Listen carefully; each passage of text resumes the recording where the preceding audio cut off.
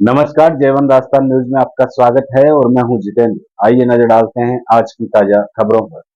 खबर मकराना से है, जहां मकराना के पूर्व विधायक श्रीराम भींचर व पंचायत समिति प्रधान सुमिता भींचर पर प्रधान के दादा द्वारा लगाए गए आरोपों का प्रधान सुमिता भींचर के पिता राजपाल सिंह रेवाड़ ने खंडन करते हुए बताया कि मेरे व मेरे पिता पन्नाराम रेवाड़ के मध्य जमीन को लेकर विवाद है, जो न्यायालय में चल रहा है।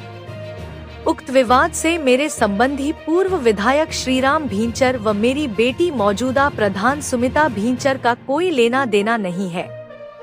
उन पर आरोप लगाकर उनकी छवि खराब की जा रही है, जो सरासर गलत है। इस पूरे मामले पर क्या बोले राजपाल सिंह रेवाड़, देखे यह खास रिपोर्ट।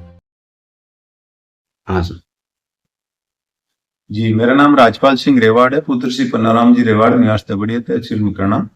अभी हाल ही में मेरे पूजनीय पिताजी द्वारा एक वीडियो वायरल करवाया गया और वीडियो के माध्यम से ये मुझे पता लगा कि मेरी पुत्री सुमिता भींचर, जो अभी मौजूदा प्रधान है, और पूर्व विधायक श्री राम जी भींचर जो मेरे संबंधी हैं, उनके विषय में लेके, उनके राजनीतिक करियर को लेके वो वीडियो वायरल किया गया, जिसमें उनके कुछ पैसों के लेन देन इत्यादि की बारे में बताया गया है, जो कि बिल्कुल बेबुनियाद और झूठ है।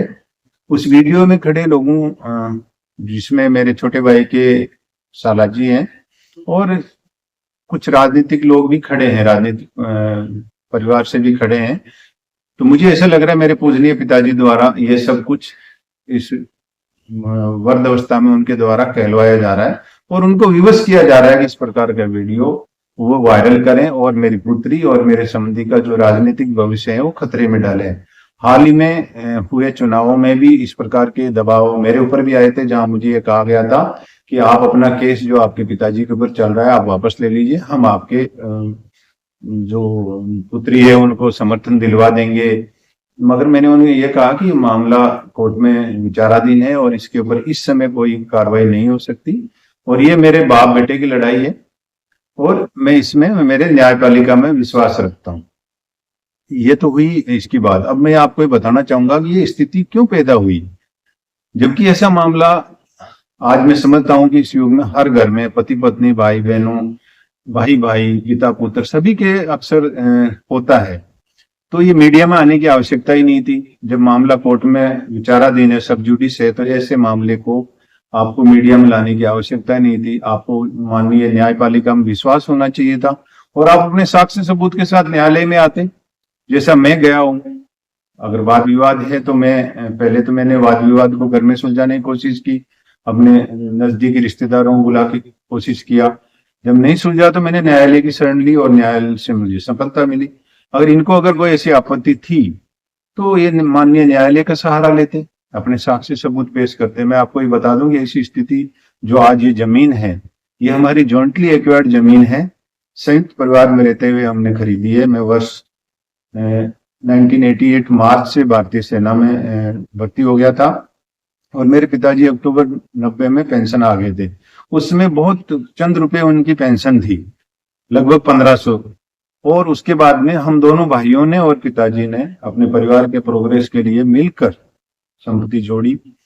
वर्ष अप्रैल 1992 में मेरी बहन की शादी हुई, उसमें भी हमने सबने मिलकर खर्च किए। उसके बाद में हमने वर्ष 2000 और 2003 में ये जो भूमि है इसको 2 भागों में खरीदा। पहले 15 बीघा वर्ष 2000 में खरीदा, उसके बाद 39.8 बीघा बाद में खरीदा। तो टोटल 54.8 बीघा ये हमारी कुल भूमि है, जो हमने सामूहिक रूप से संयुक्त परिवार में खरीदी है। आज भी हम संयुक्त परिवार में रहते हैं। मेरे पास साक्ष्य हैं और राशन कार्ड जिसके मुखिया मेरे पिताजी हैं उसकी मैं आपको कॉपी दे देता हूं। वर्ष 2011 की जनगणना के अनुसार जो हम लोग परिवार में 9 सदस्य हैं और उनके मुखिया मेरे पिताजी हैं, जिनका बैंक अकाउंट से वो जुड़ा हुआ है। अब मैं ये समझ नहीं पा रहा हूं कि ये जो साजिश हुई ये मेरी माताजी के स्वर्गवास वर्ष 2019 के बाद हुई। आज अगर मेरे माताजी जिंदा होते तो शायद ये स्थिति नहीं पैदा होती। कि बख्शिशनामा चोरी छुपे कर लेना, और बख्शिशनामा इतना चोरी छुपे होना, जब मैं कोरोना काल से ग्रसित था और मेरी हालत काफी स्थिर थी, उस समय ये सब कार्रवाई होना और बिना बताए होना, जॉइंटली एक्वायर्ड भूमि का मेरे से सहमति के बिना ये सब कुछ करना मेरे लिए बहुत एक सदमा जैसा था।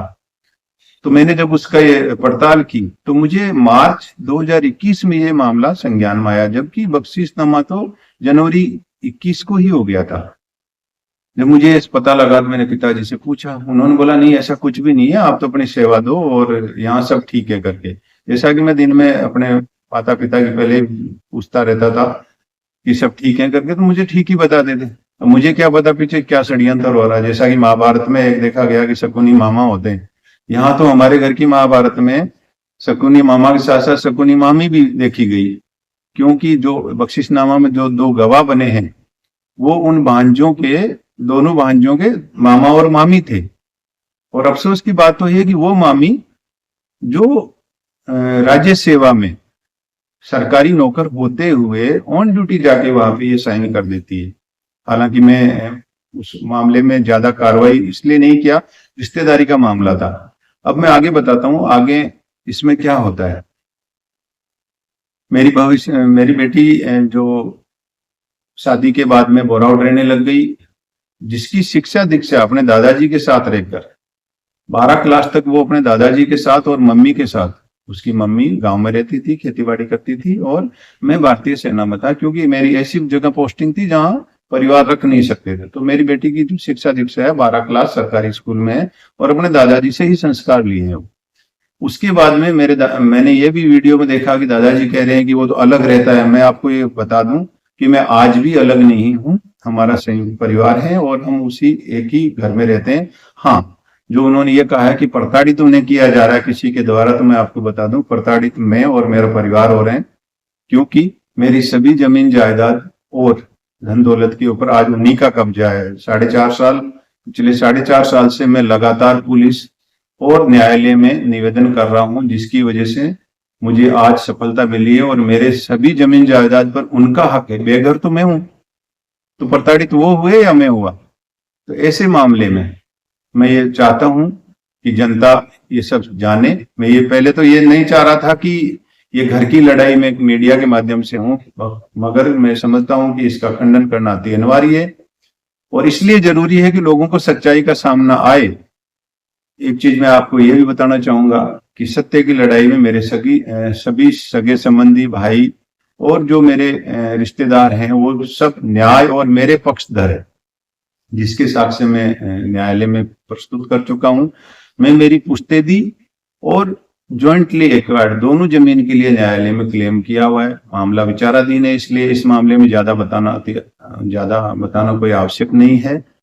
पूरक करने की नौबत इसलिए आई क्योंकि मुझे लगातार वर्ष 2021 से धमकियां मिल रही थी। मैं 20 मार्च 2021 को जब अपने निजी रिश्तेदारों के साथ मिलकर इसका सुलह करने की कोशिश की तो उस दिन शाम को मेरे ऊपर हमला किया गया। उसके बाद में मुझे फोन के माध्यम से मेरे छोटे भाई द्वारा धमकियां दी गई और अन्य जगह पर मुझे मारने की और चौराहे पे देखने इत्यादि की धमकियां दी गई, जो मैंने पुलिस को ईमेल के मार्फत समय समय पे भेजा हुआ है। माननीय न्यायालय ने और माननीय पुलिस ने इसकी तफ्तीश कर जांच कर इस भूमि को पूरक करने के आदेश दिलवाए हैं। मैं ये समझता हूँ ये सत्य की लड़ाई है, इसमें किसी को कुछ तकलीफ नहीं होनी चाहिए और न्यायालय की लड़ाई न्यायालय में होनी चाहिए। मेरी पुत्री और मेरे जो संबंधी हैं उनका इनसे कोई लेना देना नहीं है, पैसे का कभी कोई लेन देन हुआ ही नहीं है और अगर होता तो वो मेरे से मांगते, मगर मेरे से उन्होंने कभी कोई ऐसी मांग नहीं की। ये सिर्फ उनके राजनीतिक भविष्य को खतरे में डालने की एक सोची समझी साजिश है, जो विरोधी दल और मेरे छोटे भाई के जो ससुराल पक्ष हैं वो सब कर रहे हैं। मैं इसका पूर्णतः खंडन करता हूं। इसका भीचक परिवार से कोई लेना देना नहीं है। एक बाप बेटे की लड़ाई है, धर्म की लड़ाई है, सत्य की लड़ाई है, जो मैं माननीय न्यायालय और कानून के सहारे से लड़ूंगा। मैं वर्ष 2016 मार्च में 28 वर्ष भारतीय सेना में नौकरी कर देश विदेश में सेवा कर रिटायरमेंट हुआ था। मेरी एक पुत्री है सुमिता बिच्चर और मेरे छोटे भाई के 2 बेटे हैं। मेरा पिताजी से ये निवेदन है कि जैसा कि आपने वीडियो में आरोप लगाया कि हड़प नीति या जो भी कोई आपका जमीन हड़पना चाहते हैं, मैं ये आपसे निवेदन करना चाहता हूँ इस माध्यम से कि हड़प नीति तो आप कर रहे हैं, आप अपने बेटे को अपना हक नहीं दे रहे हैं। मेरी बेटी का हक तो बाद में होगा, मगर आप जब मेरे को ही मेरा हक नहीं दे रहे हैं और अपने पता नहीं किस व्यवस्था में आप सीधे पोतों को दे रहे हैं, तो मैं ये समझ रहा हूं कि हड़प नीति तो आप कर रहे हैं, जो कि बहुत गलत है। जबकि आज तक आपने ना तो मुझे कोई पैतृक संपत्ति दी है, ना ही घर में कोई हिस्सा दिया है, और ना ही हमारी जो जॉइंट एक्वायर्ड भूमि है उसमें कोई हिस्सा दिया है। उल्टा का जान से मारने की धमकियां देते हैं, ये बहुत गलत है। मैं फिर से ये निवेदन करता हूं कि समाज में एक ऐसा मैसेज नहीं जाना चाहिए कि लड़की होना माँ बाप के लिए अभिशाप है। लड़कियां भी उतनी ही प्रिय होती है लड़कों से, और मैं गर्व के साथ कहता हूं कि मेरी बेटी किसी बेटे से कम नहीं है। धन्यवाद।